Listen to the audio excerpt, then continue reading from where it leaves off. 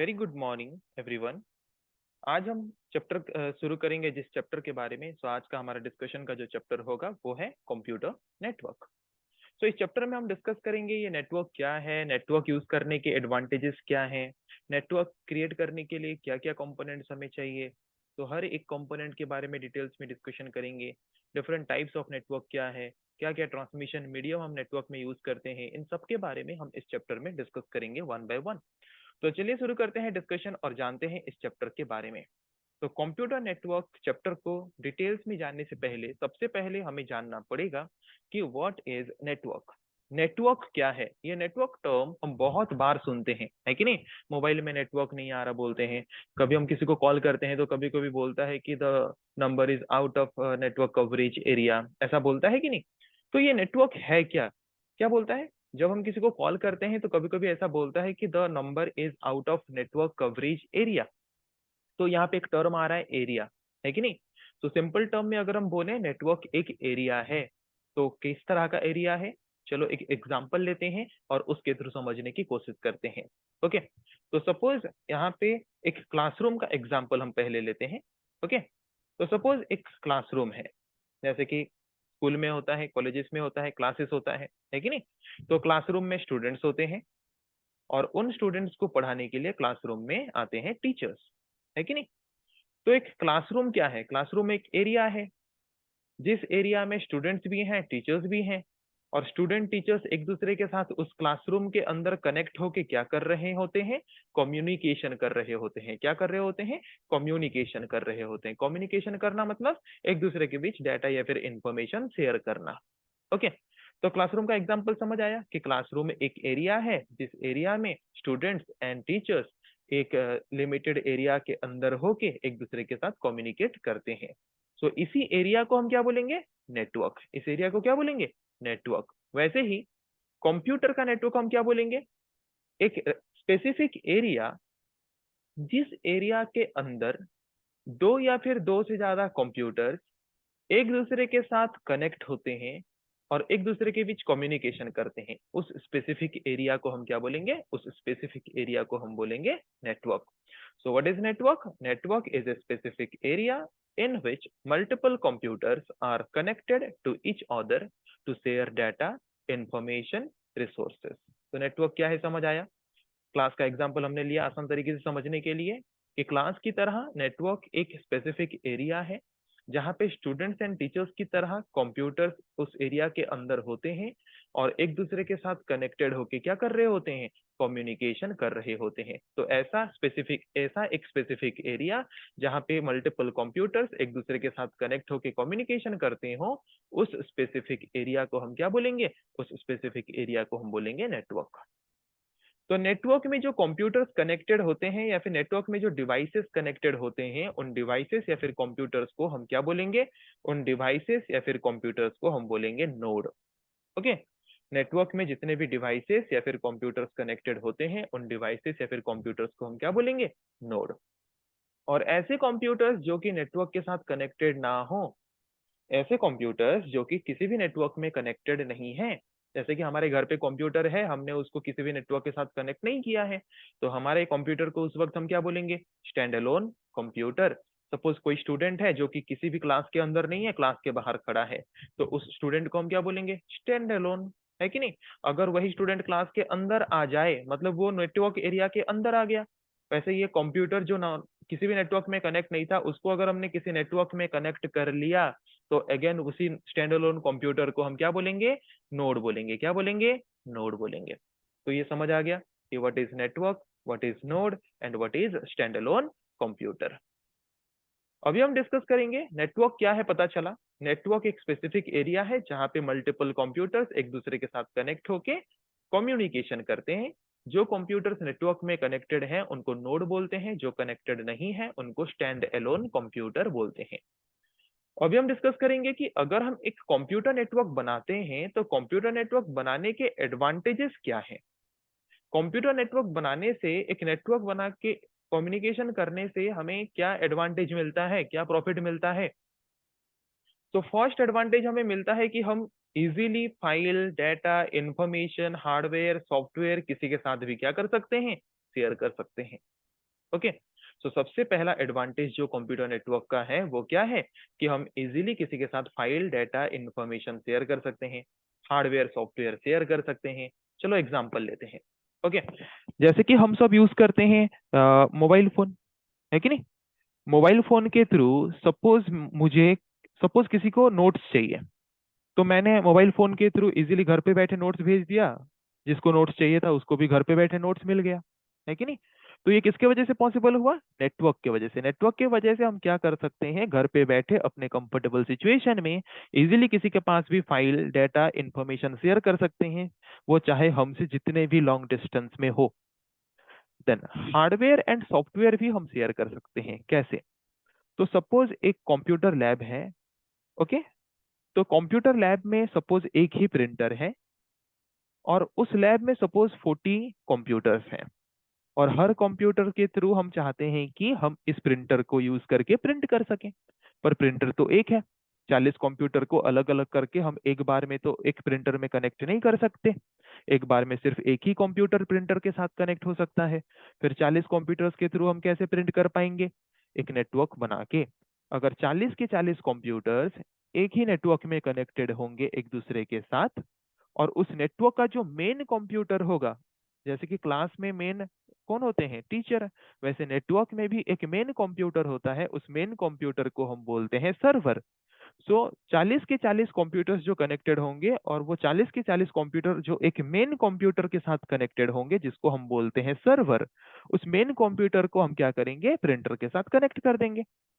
तो जिसके द्वारा पहले जबकि सिर्फ एक ही कंप्यूटर प्रिंटर के साथ कनेक्ट हो पाता था, अभी इनडायरेक्ट वे में नेटवर्क के मदद से 40 प्लस 1 जो मेन कंप्यूटर है, 41 कंप्यूटर एट ए टाइम क्या हो गया? एक ही प्रिंटर के साथ कनेक्ट हो गया। तो इससे हमें क्या पता चला कि नेटवर्क के मदद से हम इजीली घर पे बैठे अपने कंफर्टेबल सिचुएशन में कोई कितने भी लॉन्ग डिस्टेंस में हो उसके पास फाइल, डाटा, इंफॉर्मेशन शेयर कर सकते हैं, उसको हार्डवेयर, सॉफ्टवेयर शेयर कर सकते हैं। ओके।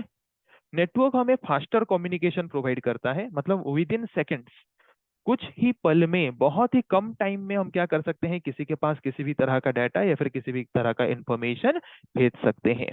ओके। और क्या एडवांटेज हमें प्रोवाइड करता है network? File integrity. Integrity provide करता है। Integrity means accuracy and validity, मतलब सही डाटा सही टाइम के अंदर पहुंचाता है नेटवर्क। ओके, मतलब अगर हम कोई डाटा भेजते हैं तो वो लिमिटेड टाइम के अंदर, और हम जो डाटा भेजे होते हैं एग्जैक्टली वही डाटा ही जाके रिसीवर के पास पहुंचता है नेटवर्क के मदद से। It is cost effective. Network अगर हम यूज करेंगे तो हमारा जो खर्चा है वो कम हो जाएगा। देखो, अगर हमें किसी लॉन्ग डिस्टेंस में कोई इंसान है उसके पास कोई लेटर भेजना है, तो घर बैठे भेज सकते हैं, जाने की जरूरत नहीं है, ट्रांसपोर्टेशन कॉस्ट बच गया। यहाँ पे जैसे कि हमने हार्डवेयर का एग्जांपल लिया कि एक सिंगल, अगर हमें 40 के 40 कंप्यूटर में प्रिंट करने का ऑप्शन चाहिए होता, और अगर नेटवर्क का फैसिलिटी ना होता, तो हमें 40 कंप्यूटर के लिए 40 प्रिंटर लाना पड़ता, तो जो कि बहुत ज्यादा कॉस्ट होता। पर नेटवर्क का फैसिलिटी जब हमें मिला, तो 40 के 40 कंप्यूटर को हमने एक ही प्रिंटर में कनेक्ट कर लिया, जिसकी वजह से और 39 कंप्यूटर और 39 प्रिंटर्स का जो पैसा है वो बच गया। तो इसका मतलब नेटवर्क अगर हम यूज करते हैं तो हमारा जो कॉस्ट है वो रिड्यूस हो जाता है। Then reliability. Reliability means what? Reliability means ट्रस्टेबिलिटी।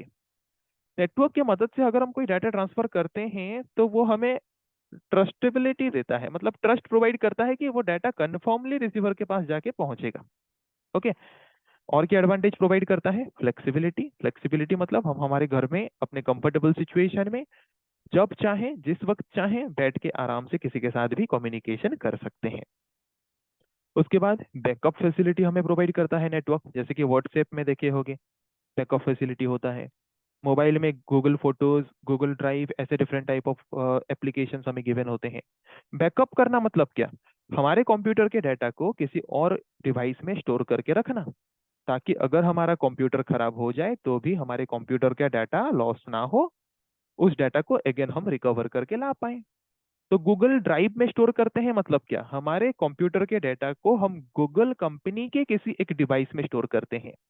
तो गूगल कंपनी के किसी एक डिवाइस के साथ कनेक्ट होके उसमें स्टोर करते हैं मतलब क्या? हम उस कंपनी के उस डिवाइस के साथ एक नेटवर्क में कनेक्ट होते हैं, जिसके द्वारा हमारे मोबाइल या फिर कंप्यूटर का सारा डाटा जाके वहां पे भी स्टोर होके रहता है, जिसको हम बोलते हैं बैकअप होके रहना। ताकि अगर फ्यूचर में कभी हमारा मोबाइल या फिर कंप्यूटर खराब हो जाए तो हम डाटा लॉस होने की कोई डर नहीं होता, वहां से हम डाटा को अगेन मोबाइल या फिर कंप्यूटर सही होने के बाद या फिर न्यू मोबाइल न्यू कंप्यूटर में उस सेम डाटा को हम क्या कर सकते हैं, रिकवर कर सकते हैं। ये फीचर भी हमें कंप्यूटर नेटवर्क प्रोवाइड करता है। नेक्स्ट फीचर क्या है, सिक्योरिटी। अगर हम ऑनलाइन के थ्रू आजकल पेमेंट कर रहे हैं या फिर व्हाट्सएप में हम किसी के पास पर्सनल मैसेज कर रहे हैं, वो सिक्योर होता है कि नहीं, मतलब जिसको भेज रहे हैं सिर्फ उसी को ही पता चलता है। तो हमें नेटवर्क सिक्योरिटी भी प्रोवाइड करता है। सो ये डिफरेंट टाइप ऑफ एडवांटेजेस हैं जो कि एक कंप्यूटर नेटवर्क की वजह से हमें मिलता है। Next, evolution of networking. Evolution मतलब क्या, नेटवर्क में बदलाव, मतलब नेटवर्क का एक नया जनरेशन जो आता है ना उसको बोलते हैं इवोल्यूशन। तो सबसे पहला नेटवर्क कब आया था, first ever network was established in the year 1969। 1969 में सबसे पहला नेटवर्क आया था।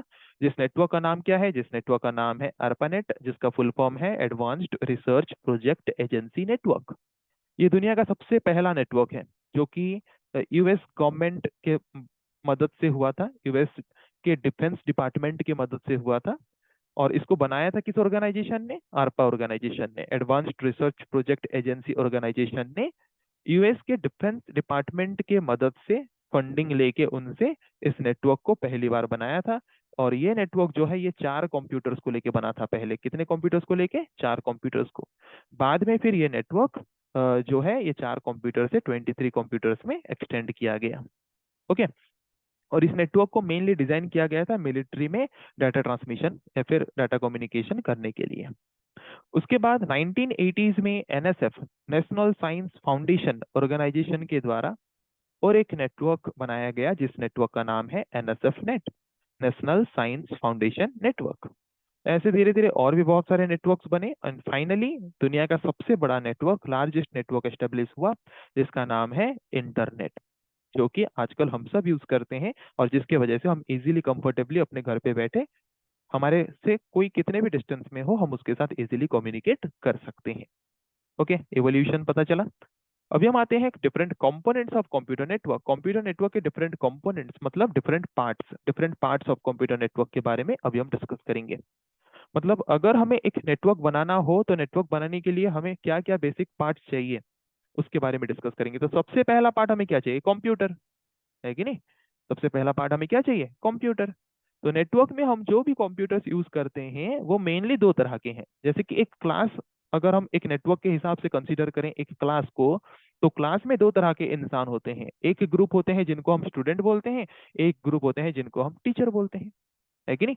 वैसे नेटवर्क में भी कंप्यूटर्स के 2 ग्रुप होते हैं। एक ग्रुप होते हैं जिनको हम क्लाइंट बोलते हैं और एक ग्रुप या फिर और एक इंडिविजुअल मेन कंप्यूटर जो होता है उसको हम सर्वर बोलते हैं। तो नेटवर्क में हम जितने भी कंप्यूटर्स यूज करते हैं वो मेनली 2 तरह के हैं, एक है क्लाइंट और एक है सर्वर। तो नेटवर्क का जो नॉर्मल कंप्यूटर है, जैसे कि क्लास के जो स्टूडेंट्स हैं वो नॉर्मल इंसान है कि नहीं, जो कि उस क्लास के जो मेन टीचर है उनसे डाटा को रिसीव करते हैं। वैसे एक नेटवर्क में जो नॉर्मल कंप्यूटर्स होते हैं जो कि मेन कंप्यूटर से सर्विस लेते हैं, उन नॉर्मल कंप्यूटर को हम क्या बोलेंगे, क्लाइंट, या फिर उनको हम नोड या फिर वर्क स्टेशन भी बोलते हैं। और जो नेटवर्क के मेन कंप्यूटर्स होते हैं जो सबको सर्विस प्रोवाइड करते हैं, जैसे कि क्लास में टीचर्स सारे स्टूडेंट्स को सर्विस प्रोवाइड करते हैं, तो वैसे नेटवर्क के मेन कंप्यूटर को हम क्या बोलेंगे, नेटवर्क के मेन कंप्यूटर को हम बोलेंगे सर्वर, जो कि नेटवर्क का सबसे पावरफुल कंप्यूटर होता है कि नहीं। जैसे कि एक क्लास में स्टूडेंट्स हैं, टीचर्स हैं, तो टीचर जो हैं उस जिस टॉपिक को पढ़ा रहे हैं उस टॉपिक में सबसे ज्यादा नॉलेज उन्हीं के पास है, तो वो पावरफुल है उस नॉलेज में। तो इसीलिए क्लास के जो मेन कंप्यूटर्स होते हैं उनको हम बोलते हैं सर्वर, और जो नॉर्मल कंप्यूटर होते हैं उनको बोलते हैं क्लाइंट या फिर नोड या फिर वर्क स्टेशन। तो जो सर्वर है वो मेन कंप्यूटर है, वो बाकी कंप्यूटर्स को सर्विस प्रोवाइड करते हैं, और जो क्लाइंट है वो नॉर्मल कंप्यूटर्स हैं, वो सर्वर के द्वारा दिया गया सर्विसेज को यूज करते हैं। तो नेटवर्क बनाने के लिए सबसे पहला कंपोनेंट हमें क्या चाहिए पता चला, कंप्यूटर। नेक्स्ट कंपोनेंट हमें क्या चाहिए नेटवर्क बनाने के लिए, एनआईसी। तो इसके नाम से, इसके फुल फॉर्म से हम इसका डेफिनेशन निकालेंगे। तो एनआईसी का फुल फॉर्म क्या है पहले देख लो, नेटवर्क इंटरफेस कार्ड। ओके, तो इसके नाम से हम इसका डेफिनेशन निकालते हैं। कार्ड, कार्ड एक हार्डवेयर डिवाइस है। ओके, इसका मतलब हमें ये पता चल गया कि एनआईसी एक हार्डवेयर डिवाइस है। तो इस हार्डवेयर डिवाइस को हम किस हिसाब से यूज करते हैं? इंटरफेस के हिसाब से यूज करते हैं। किसके हिसाब से यूज करते हैं? इंटरफेस। तो इंटरफेस मतलब क्या? माध्यम। जैसे कि एक क्लास में एक टीचर स्टूडेंट के साथ कनेक्ट होने के लिए माध्यम के हिसाब से, मीडियम के हिसाब से किसको यूज करते हैं? लैंग्वेज। वैसे ही हम नेटवर्क में अगर हम हमारे कंप्यूटर्स को कनेक्ट करना चाहते हैं तो उसके लिए हमारे कंप्यूटर में एक हार्डवेयर डिवाइस चाहिए, जो हार्डवेयर डिवाइस इंटरफेस के हिसाब से काम करता है और हमारे कंप्यूटर को नेटवर्क में कनेक्ट होने में मदद करता है। तो एक ऐसा हार्डवेयर डिवाइस जो कि इंटरफेस के हिसाब से काम करता है हमारे कंप्यूटर में, हमारे कंप्यूटर को नेटवर्क के साथ कनेक्ट करने के लिए, उस हार्डवेयर डिवाइस को हम क्या बोलेंगे? NIC. So NIC is a hardware device that is used to connect our computer into the network. हमारे कंप्यूटर को नेटवर्क के साथ कनेक्ट करने के लिए हम जिस तरह के हार्डवेयर डिवाइस को यूज करते हैं उस हार्डवेयर डिवाइस को हम क्या बोलेंगे? एनआईसी। हर एक कंप्यूटर में एनआईसी होना जरूरी है। अगर एनआईसी नहीं है तो हम हमारे कंप्यूटर को किसी भी नेटवर्क के साथ कनेक्ट नहीं कर सकते। तो मोबाइल में एनआईसी कार्ड की तरह हम किसको यूज करते हैं? सिम कार्ड को। एंड कंप्यूटर्स में एनआईसी कार्ड की तरह हम किसको यूज करते हैं? लैन कार्ड को। ओके। सो एनआईसी क्या है पता चला? हमारे कंप्यूटर्स को नेटवर्क के साथ कनेक्ट करने के लिए हम जिस हार्डवेयर डिवाइस को यूज करते हैं उस हार्डवेयर डिवाइस को बोलते हैं एनआईसी। नेक्स्ट क्या है? हब और स्विच। तो ये हब या फिर स्विच क्या है? अगर हम मल्टीपल कंप्यूटर्स को कनेक्ट करके एक सिंगल नेटवर्क बनाना चाहते हैं, ओके, सपोज मेरे पास 4 कंप्यूटर्स हैं और चारों के चारों कंप्यूटर्स को मैं कनेक्ट करके एक सिंगल नेटवर्क बनाना चाहता हूं ताकि चारों के चारों कंप्यूटर्स के बीच इजीली कम्युनिकेशन हो सके। तो ऐसा एक डिवाइस, जिस डिवाइस को यूज करके हम चारों कंप्यूटर्स को कनेक्ट कर सकते हैं और एक सिंगल नेटवर्क बना सकते हैं, उस डिवाइस को हम क्या बोलेंगे? हब और स्विच। तो हब और switch is a device by using which we can connect multiple computers into a single network. Multiple computers को कनेक्ट करके अगर हमें एक सिंगल नेटवर्क बनाना है तो वो हम जिस डिवाइस के द्वारा कर सकते हैं उस डिवाइस को बोलते हैं हब और स्विच। नेक्स्ट कंपोनेंट क्या है? Network operating system. सो ऑपरेटिंग सिस्टम क्या है हमें पता है। ऑपरेटिंग सिस्टम एक सिस्टम सॉफ्टवेयर है जो हम सबके कंप्यूटर में होता है, हमारे कंप्यूटर के सारे टास्क या फिर ऑपरेशन को कंट्रोल करने के लिए। जैसे कि Android operating system, Windows operating system, Linux operating system, Ubuntu operating system, Mac operating system. Okay, सुने हो इन ऑपरेटिंग सिस्टम के नाम। तो हर एक कंप्यूटर में ऑपरेटिंग सिस्टम होता ही है, पर किस तरह के ऑपरेटिंग सिस्टम को हम नेटवर्क ऑपरेटिंग सिस्टम बोलेंगे? ऐसा ऑपरेटिंग सिस्टम जो कि हमें नेटवर्क में कनेक्ट होने का सॉफ्टवेयर या फिर नेटवर्क में कनेक्ट होने का फैसिलिटी प्रोवाइड करे। आजकल के हम जितने भी ऑपरेटिंग सिस्टम यूज करते हैं, सारे ऑपरेटिंग सिस्टम हमें इंटरनेट फैसिलिटी प्रोवाइड करता है कि नहीं? इंटरनेट के साथ कनेक्ट होने का फैसिलिटी प्रोवाइड करता है कि नहीं? करता है। तो इंटरनेट तो एक नेटवर्क है।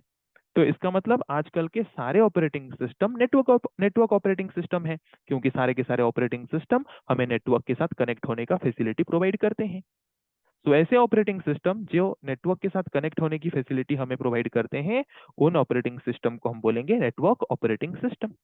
तो Windows, Linux, Android, Ubuntu, Mac operating system, iOS, ये सब एक एक एग्जांपल है नेटवर्क ऑपरेटिंग सिस्टम का। तो हमारे कंप्यूटर्स में नेटवर्क ऑपरेटिंग सिस्टम होना चाहिए अगर हम इंटरनेट फैसिलिटी या फिर नेटवर्क का फैसिलिटी यूज करना चाहते हैं तो। नेक्स्ट कंपोनेंट हमें क्या चाहिए हमारे नेटवर्क में? Transmission medium. तो ट्रांसमिशन मतलब क्या? Data transmission. ट्रांसमिशन करना मतलब एक जगह से और एक जगह पे डाटा को ट्रांसफर करना, भेजना। एक जगह से और एक जगह पे डाटा को भेजना। मीडियम मतलब क्या? पाथ, जरिया। एक ऐसा पाथ जिसको यूज करके हम डाटा ट्रांसफर करते हैं कंप्यूटर्स के बीच। एक ऐसा पाथ जिसको यूज करके हम कंप्यूटर्स के बीच डाटा ट्रांसफर करते हैं, उस पाथ को हम क्या बोलेंगे? Transmission medium. So what is transmission medium? A path or channel by using which we can transfer data or information from one computer to another. एक ऐसा पाथ जिसको यूज करके हम कंप्यूटर्स के बीच डाटा ट्रांसफर कर पाते हैं, उस पाथ को हम क्या बोलेंगे? Transmission medium. तो इसको हम कभी कभी कम्युनिकेशन मीडियम भी बोलते हैं या फिर कम्युनिकेशन चैनल भी बोलते हैं। तो ये जो ट्रांसमिशन मीडियम है ये दो तरह के हो सकते हैं, या तो वायर वाला ट्रांसमिशन मीडियम हो सकता है या तो वायरलेस वाला हो सकता है। एक सिंपल एग्जांपल, रियल लाइफ का एग्जांपल ले लो। हम दो कंप्यूटर्स के बीच डाटा ट्रांसफर कर सकते हैं या तो केबल के द्वारा, वायर के द्वारा उनको कनेक्ट करके, तो ये वायर मीडियम हो गया, है कि नहीं। ये केबल जबकि हमने यूज किया, तो यहाँ पे ट्रांसमिशन मीडियम के हिसाब से हमने किसको यूज किया, वायर को यूज किया, तो ये वायर मीडियम है। अगर हम दो कंप्यूटर्स को वाईफाई या फिर ब्लूटूथ के द्वारा कनेक्ट करके डाटा ट्रांसफर कर रहे हैं, तो वहां पे हम कोई भी वायर यूज नहीं कर रहे हैं, कोई भी फिक्स्ड पाथ यूज नहीं कर रहे हैं, तो उसको हम क्या बोलेंगे, वायरलेस मीडियम। तो कंप्यूटर में डाटा ट्रांसफर करने के लिए, नेटवर्क में कंप्यूटर्स के बीच डाटा ट्रांसफर करने के लिए हम दो तरह के मीडियम यूज कर सकते हैं, या तो वायर मीडियम या तो wireless medium. Wire medium mainly तीन तरह के होते हैं, उसके एग्जांपल्स जैसे कि यहाँ पे हम देख सकते हैं, twisted pair cable, coaxial cable, fibre optic cable. ये कुछ एग्जांपल्स हैं किसके, वायर मीडियम के। वायरलेस मीडियम के कुछ एग्जांपल्स हैं, microwave, radio wave, satellite, infrared, Bluetooth, wifi, ये सब एग्जांपल हैं वायरलेस मीडियम।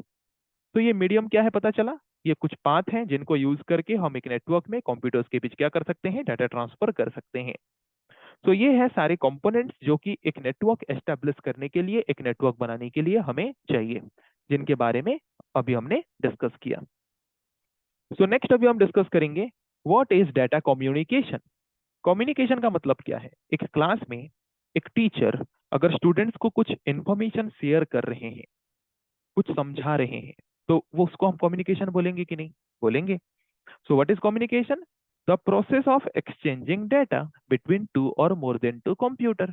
दो या फिर दो से ज्यादा कंप्यूटर्स के बीच अगर हम डाटा एक्सचेंज कर रहे हैं, मतलब डाटा सेंड एंड रिसीव कर रहे हैं, तो डाटा सेंड एंड रिसीव करने की प्रोसेस को हम क्या बोलेंगे, डाटा कम्युनिकेशन। तो डाटा कम्युनिकेशन क्या है पता चल गया सिंपल तरीके से। ये एक प्रोसेस है जिस प्रोसेस के थ्रू हम डिवाइसेस के बीच डाटा एक्सचेंज करते हैं। ओके, दो डिवाइसेस के बीच डाटा एक्सचेंज करने की प्रोसेस को हम डाटा कम्युनिकेशन बोलेंगे। तो जब हम कम्युनिकेशन करते हैं तो वहां पे मेनली दो तरह के यूजर्स होते हैं, दो तरह के कंप्यूटर्स होते हैं, एक सेंडर, एक रिसीवर। तो जो मैसेज को क्रिएट करके सेंड करे वो सेंडर, और जो सेंड किया हुआ मैसेज को रिसीव करे रिसीवर। दो तरह के यूजर मेनली होते हैं, सेंडर एंड रिसीवर। तो जब हम डाटा कम्युनिकेशन कर रहे हैं, तो डाटा कम्युनिकेशन करते वक्त एक डाटा कम्युनिकेशन तीन कंडीशन को फॉलो करना जरूरी है। क्या है वो तीन condition, delivery, accuracy, time limit. Delivery मतलब सही इंसान के पास डिलीवर होना चाहिए। एक्यूरेसी मतलब सही डेटा जो सेंडर ने भेजा है एग्जैक्टली वही डाटा डिलीवर होना चाहिए। टाइम लिमिट मतलब सही टाइम में पहुंचना चाहिए बिना डिले हुए। ओके, अगर ये तीन कंडीशन फॉलो होता है देन हम बोलेंगे कि डाटा कम्युनिकेशन सही तरीके से हुआ है। डाटा कम्युनिकेशन जब भी हम करते हैं तो ये तीन कंडीशन फुलफिल होना चाहिए, delivery, accuracy and time limit. तो डाटा कम्युनिकेशन क्या है पता चल गया। अभी हम आएंगे what are the different components of data communication. Data communication करते वक्त, डाटा कम्युनिकेशन करने के लिए क्या क्या बेसिक कंपोनेंट्स हमें चाहिए। जैसे कि सपोज एक क्लास में एक स्टूडेंट है, एक टीचर है। तो पहले तो टीचर क्या करेंगे, एक टीचर जो है वो सेंडर है, वो क्या करेंगे, इंफॉर्मेशन सेंड करेंगे। स्टूडेंट जो हो वो रिसीवर है, जो कि इंफॉर्मेशन को रिसीव करेगा, है कि नहीं। सेंडर रिसीवर ये तो दो चाहिए। उसके बाद सेंडर जो इंफॉर्मेशन सेंड करेगा, पहले उस इंफॉर्मेशन को जनरेट करेगा, उस इंफॉर्मेशन को हम क्या बोलते हैं, मैसेज। फिर टीचर जो इंफॉर्मेशन स्टूडेंट के पास पहुंचाएंगे, मीडियम को यूज करेंगे। तो मीडियम के हिसाब से क्लास में हम क्या यूज करते हैं, लैंग्वेज। वैसे ही जब हम दो कंप्यूटर्स के बीच कम्युनिकेशन करते हैं तो वहां पे हमें क्या क्या कंपोनेंट्स चाहिए। फर्स्ट तो एक सेंडर चाहिए, देन एक रिसीवर चाहिए, फिर क्या चाहिए, मैसेज चाहिए, वरना सेंडर सेंड क्या करेगा, है कि नहीं, मैसेज चाहिए। देन एक मीडियम चाहिए जो कि सेंडर को रिसीवर के साथ कनेक्ट करे, ताकि सेंडर अपना मैसेज जनरेट करने के बाद उस मीडियम के थ्रू रिसीवर के पास पहुंचाए। और एक इंपॉर्टेंट चीज हमें यहाँ पे चाहिए, protocol. Protocol means what, set of rules. Okay, कुछ रूल्स, कुछ नियम।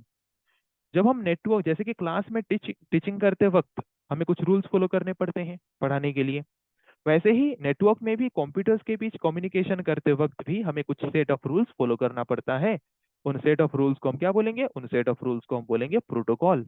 ओके, तो क्या क्या कंपोनेंट्स हमें चाहिए डाटा कम्युनिकेशन करते वक्त, सेंडर, रिसीवर, देन और क्या चाहिए, medium, message and protocol. Okay, अभी हम देखेंगे different methods of data transmission. Data transmission क्या है हमने समझा। डाटा ट्रांसमिशन के लिए हम जो पाथ या फिर मीडियम यूज करते हैं उसको ट्रांसमिशन मीडियम बोलते हैं। डाटा ट्रांसमिशन करने की प्रोसेस को हम क्या बोलते हैं, डाटा कम्युनिकेशन बोलते हैं या फिर डाटा ट्रांसमिशन बोलते हैं, है कि नहीं। दो डिवाइसेस के बीच डाटा एक्सचेंज करने की प्रोसेस को हम क्या बोलते हैं, डाटा कम्युनिकेशन या फिर डाटा ट्रांसमिशन। तो जब भी हम डाटा कम्युनिकेशन करते हैं या फिर डाटा ट्रांसमिशन करते हैं, वो मेनली तीन तरह से करते हैं, तीन तरीके से करते हैं। ये तीन टाइप कैसे निकला, किसको बेस करके ये तीन टाइप्स बनाया गया डाटा कम्युनिकेशन का, on the basis of direction of data flow. Data किस डायरेक्शन में फ्लो हो रहा है उसको बेस करके डाटा ट्रांसमिशन मेथड को तीन तरह से डिवाइड कर दिया गया। ओके, डाटा किस डायरेक्शन में ट्रांसमिट हो रहा है उसको बेस करके डाटा ट्रांसमिशन मेथड को कितने टाइप्स में डिवाइड कर दिया गया, थ्री टाइप्स में डिवाइड कर दिया गया। क्या है वो three types, simplex method, half duplex method, full duplex method. हम नेटवर्क में जब भी डाटा ट्रांसमिट करते हैं इन तीनों में से कोई एक मेथड को ही यूज करके डाटा ट्रांसफर करते हैं।